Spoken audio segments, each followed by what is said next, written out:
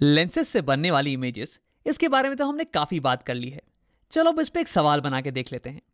तो मेरे पास यहाँ पे है an object of height 6 centimetre. एक ऑब्जेक्ट है जिसकी हाइट है 6 centimetre, is kept 15 centimetre in front of a concave lens.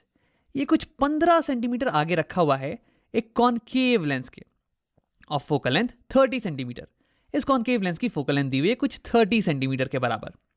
अब हमें यह पता लगाना है कि जो इमेज बनेगा ना इस ऑब्जेक्ट की, उसकी डिस्टेंस क्या होने वाली है, वो कितनी दूरी पे बनने वाला है एग्जैक्टली, और इस इमेज की हाइट क्या होने वाली है, और इस इमेज की नेचर क्या होने वाली है।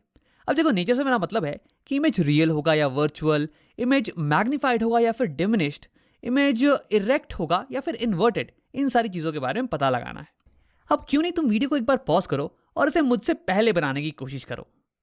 अब अगर तुमने ट्राई कर लिया है तो अब देखते हैं। अब देखो, सबसे पहला स्टेप किसी भी सवाल को सॉल्व करने का होता है कि तुम सवाल पढ़ो और सारे डेटा को गैदर कर लो और उसकी मदद से एक सिंपल सा डायग्राम बना लो।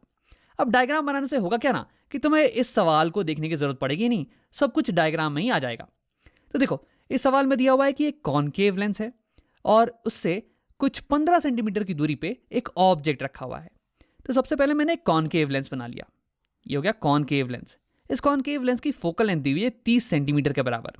तो देखो, लेंसेज में तो दो फोकस होते हैं, दोनों ही को मैंने 30 सेंटीमीटर की दूरी पे बना लिया है, इस लेंस के ऑप्टिकल सेंटर से 30 सेंटीमीटर की दूरी पे। हाँ, और फिर सेकंड चीज दी हुई है कि इससे 15 सेंटीमीटर की दूरी पे हमने एक ऑब्जेक्ट रख दिया है। तो ये मैंने बना दिया ऑब्जेक्ट कुछ 15 सेंटीमीटर की दूरी पे।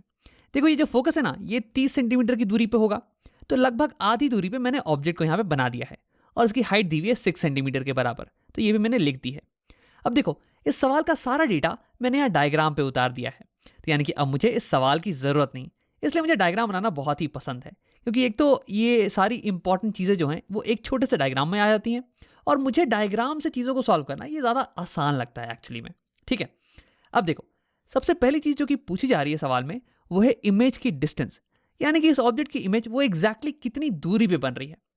तो देखो, मुझे यहाँ पे पता है कि ऑब्जेक्ट कितनी दूरी पे रखा हुआ है और इस लेंस की फोकल लेंथ क्या है, और हमें पता लगाना है इमेज की दूरी।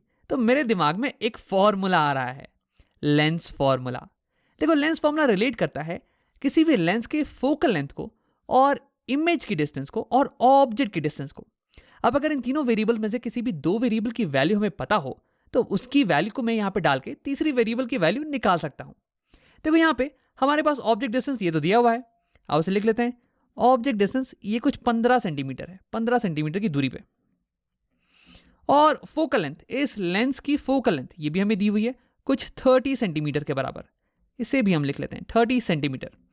तो देखो, एफ और यू ये दो वेरिएबल्स की वैल्यू हमें पता है, इनकी वैल्यू मैं यहां से यहां डालूंगा और वी की वैल्यू यानी कि इमेज डिस्टेंस ये आसानी से कैलकुलेट होकर आ जाने वाली है ना? नहीं, ऐसी गलती मत कर देना। देखो, इन फॉर्मूले में ये जो वेरिएबल्स है ना, ये साइन सेंसिटिव है, यानी कि इनकी वैल्यूज को हमें प्रॉपर साइन के साथ डालना पड़ेगा। अब इसके लिए हम इस्तेमाल करने वाले हैं साइन कन्वेंशन का। देखो, साइन कन्वेंशन का पहला नियम ये कहता था कि जितनी भी डिस्टेंसेस मेजर होंगी वो लेंस या फिर मिरर के सेंटर से होने वाली हैं। यहाँ लेंस के केस में उस सेंटर को हम बोलते हैं ऑप्टिकल सेंटर, यहाँ से। और दूसरा नियम ये कहता था कि इंसिडेंट रे की डायरेक्शन में जो भी मेजरमेंट हम लेंगे ना, वो पॉजिटिव कहलाने वाली है। तो देखो, ये तो हो गया हमारा ऑब्जेक्ट। अब इससे एक रे निकलेगी और ये राइट डायरेक्शन में जाएगी और हमारे मिरर पे, सॉरी, हमारे लेंस पे पड़ने वाली है, इंसिडेंट होने वाली है। यानी कि राइट डायरेक्शन ये हो जाएगा इंसिडेंट रे का डायरेक्शन। जो भी मेजरमेंट हम पोल से, सॉरी, ऑप्टिकल सेंटर से राइट डायरेक्शन में लेंगे उन्हें हम पॉजिटिव साइन के साथ लिखने वाले हैं। यानी कि राइट डायरेक्शन ये हो जाएगी पॉजिटिव साइन, और जो भी मेजरमेंट हम ऑप्टिकल सेंटर से लेफ्ट डायरेक्शन में लेंगे ना, वो हम नेगेटिव साइन के साथ लेने वाले हैं। लेफ्ट डायरेक्शन की मेजरमेंट हम नेगेटिव साइन के साथ लेने वाले हैं। तो यानी कि अगर इसका मैं इस्तेमाल करूं तो ऑब्जेक्ट डिस्टेंस ये तो हो गया लेफ्ट साइड में, ऑप्टिकल सेंटर से लेफ्ट साइड में 15 सेंटीमीटर, यानी कि ऑब्जेक्ट डिस्टेंस ये हो जाने वाला है -15 सेंटीमीटर। हाँ, अब आप बात करते हैं फोकल लेंथ की। देखो, लेंस के केस में तो हमारे पास दो फोकस है, लेफ्ट में भी और राइट में भी। एक नेगेटिव होगा, एक पॉजिटिव होगा। तो किस फोकस की बात करने वाले हैं हम इस एग्जाम्पल में? तो ये पता लगाने के लिए मैं एक ऐसी इंसिडेंट रे को लूंगा जो कि प्रिंसिपल एक्सिस के पैरेलल जाए और फिर लेंस पे इंसिडेंट हो। अब देखो, क्योंकि ये कॉनकेव लेंस है ना, इसलिए ये रिफ्रैक्ट करने के बाद डाइवर्ज कर जाएगा। डाइवर्ज मतलब कि छितरा जाना। तो देखो, ये थोड़ा डाइवर्ज कर गया और अगर इसे मैं पीछे प्रोड्यूस करूं तो ये ऐसा लगेगा ना कि ये इस फोकस से ऑरिजिनेट कर रहा है, कुछ ऐसे। देखो यहां से आते हुए, और क्योंकि ये इस फोकस से ऑरिजिनेट करता हुआ दिख रहा है, इसलिए ये वाली फोकस हो जाने वाली है प्राइमरी फोकस, और इसलिए हम इस फोकस का इस्तेमाल करने वाले हैं, ना कि इस फोकस का। अब देखो ये फोकस ये कुछ 30 सेंटीमीटर की दूरी पे है लेफ्ट साइड में, और इसलिए इसे हम माइनस साइन के साथ लिखने वाले हैं। फोकल लेंथ जो कि जिसका हम इस्तेमाल करेंगे वो हो जाएगा -30 सेंटीमीटर्स। अब इसके बाद हम इन सारी वैल्यूज को इस फॉर्मूले में डालेंगे और फिर v की वैल्यू को निकाल लेने वाले हैं। तो थोड़ी सी जगह बना लेते हैं। अब मुझे इस सवाल और इस डायग्राम की बिल्कुल भी ज़रूरत नहीं है, तो मैं इसे पूरा का पूरा ऊपर कर देता हूँ। हाँ, तो चलो इसे फॉर्मूले में डालते हैं। तो फॉर्मूला कहता है कि 1/f f की वैल्यू है -30 centimetre is equal to 1/v। अब देखो v की वैल्यू तो हमें कैलकुलेट ही करनी है, तो मैं इसे ऐसे के ऐसे ही छोड़ देता हूँ। -1/u, 1/u और u की value -15 centimetre, -15 centimetre.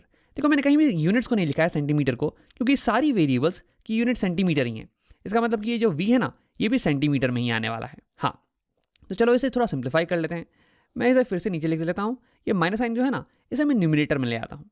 -1/30 is equal to 1/v, जिसे हमने कैलकुलेट करना है, और ये माइनस माइनस ये प्लस हो जाने वाला है, तो इसे हम लिखेंगे +1/15। हाँ, अब देखो हमें कैलकुलेट करनी है v की वैल्यू, है ना। तो मैं क्या करूँगा कि v को 1/v को एक साइड ले आऊँगा इक्वेशन के, और ये 1/15 और 1/30 इसे एक साइड रख लेने वाला हूँ। अब इसके लिए मैं इक्वेशन के दोनों साइड से 1/15 को माइनस करने वाला हूँ। तो अगर मैं लेफ्ट हैंड साइड में -1/15 करूँ तो मेरे पास आ जाएगा -1/30 -1/15 -1/15 इज इक्वल टू 1/v। ये तो पहले से ही था 1/v। अब यहाँ पे 1/15 और हम दोनों साइड से -1/15 कर रहे हैं, तो 1/15 -1/15 ये कैंसिल आउट हो जाने वाला है और केवल ये बच जाएगा। हाँ, तो अब मुझे ये लेफ्ट हैंड साइड को सॉल्व कर लेना है। कॉमन डिनोमिनेटर लेने के लिए हम एलसीएम निकालने वाले हैं। तो एलसीएम आ जाएगा 15 और 30 का 30, तो ये हो जाने वाला है। इसे मैं यहाँ लिख लूँगा 30। अब देखो ये ऊपर में -1, तो मैंने लिख दिया -1, और ये 15 इसे 30 के बराबर करने के लिए हमें 2 से मल्टीप्लाई करना पड़ेगा, और क्योंकि मैंने नीचे 2 से मल्टीप्लाई किया इसलिए मैं ऊपर भी 2 से मल्टीप्लाई कर दूंगा। हाँ, तो ऊपर आ जाने वाला है -2 -1 -2/30 इज इक्वल टू 1/v। अब इसे मैं यहाँ पे ऊपर लिख लेता हूँ सॉल्व करके। तो 1/v ये आ जाएगा -1 -2 is equal to -3 -3 by denominator में 30। अब अगर ऊपर नीचे हम 3 से डिवाइड कर दें तो ये 1 ये हो गया 1 टाइम्स, और ये हो जाएगा 10 टाइम्स। तो यानी कि हमारे पास बच गया -1/10 -1/10। हाँ, अब ये तो होगी 1/v की वैल्यू, हमें निकालनी है v की वैल्यू, तो हम इसका रेसिप्रोकल ले लेंगे।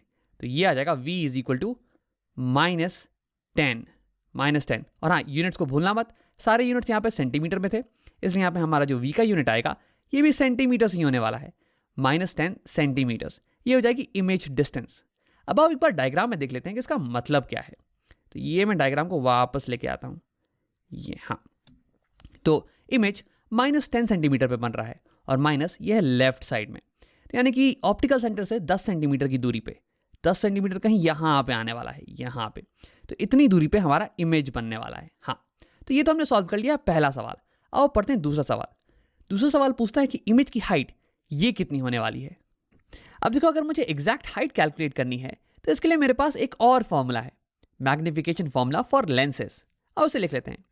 Magnification formula m is equal to hi/ho, height of image hi by height of object ho is equal to v/u। v हो गई image distance divide by u हो गई ऑब्जेक्ट डिस्टेंस। अब देखो इस फॉर्मूले में हमें v की वैल्यू ये पता है, ये हमने अभी अभी कैलकुलेट किया है। इसे मैं एक बार बॉक्स कर देता हूँ।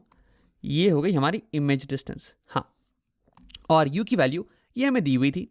ho हाइट ऑफ ऑब्जेक्ट ये भी हमें दी हुई है एज 6 सेंटीमीटर।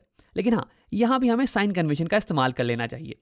देखो हाइट्स के लिए जो साइन कन्वेंशन है वो ये कहता है कि जो भी हाइट्स प्रिंसिपल एक्सिस के ऊपर होंगी ना, वो पॉजिटिव साइन के साथ लिखी जाएंगी, और जो भी हाइट्स प्रिंसिपल एक्सिस के नीचे होंगी वो नेगेटिव साइन के साथ लिखी जाएंगी। तो क्योंकि हमारा ऑब्जेक्ट ये प्रिंसिपल एक्सिस के ऊपर खड़ा है, इसलिए इसकी साइन ये हो जाने वाली है +6 सेंटीमीटर।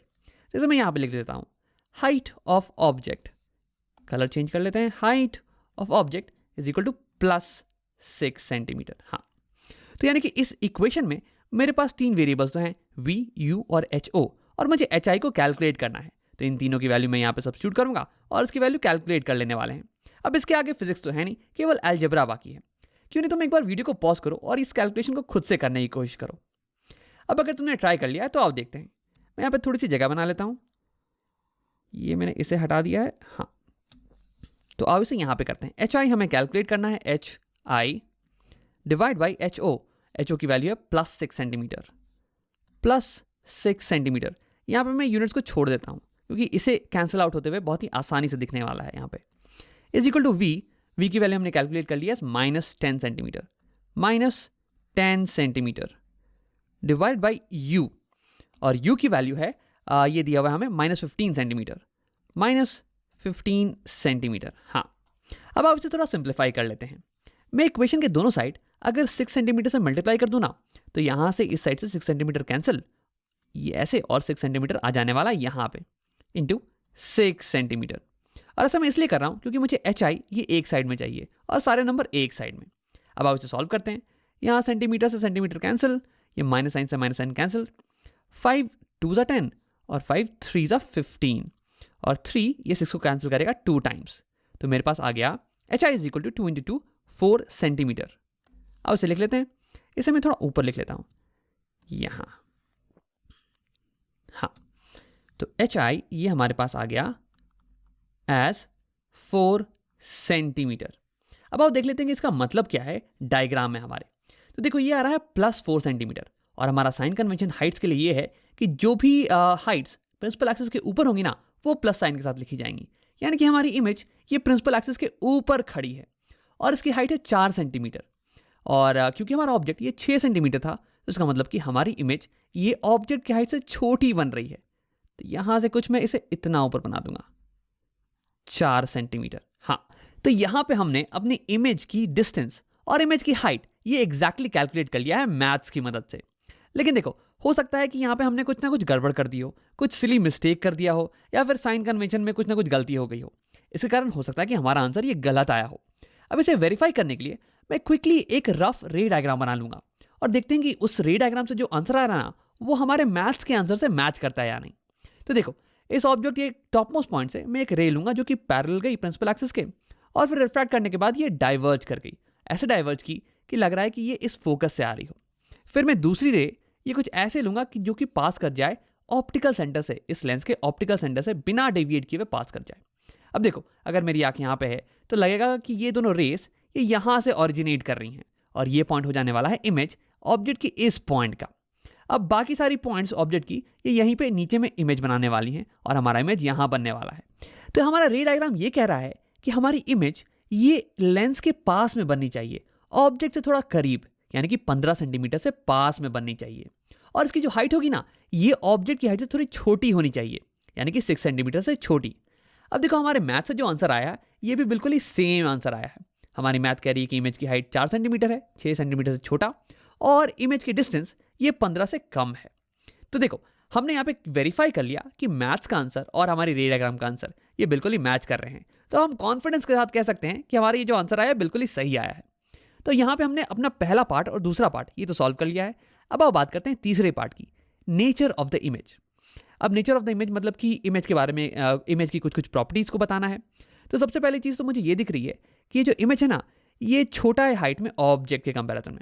ये तो मैथ से भी बोल सकते हो, तुम्हें डायग्राम देखने की जरूरत नहीं है, मैथ भी सेम चीज़ बता रही है। मैथ कह रही है कि इमेज की हाइट 4 सेंटीमीटर है और ऑब्जेक्ट की हाइट 6 सेंटीमीटर है, यानी कि इमेज ये डिमिनिश्ड है। अब दूसरी बात ये कि हमारी इमेज ये इरेक्ट है, ये प्रिंसिपल एक्सिस के ऊपर खड़ी है, same side of as object.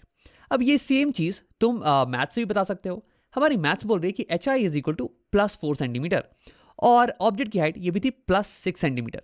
अब दोनों ऑब्जेक्ट और इमेज की हाइट की सेम साइन है, इसका मतलब कि दोनों सेम साइड पे खड़े हैं, यानी कि इमेज ये इरेक्ट है।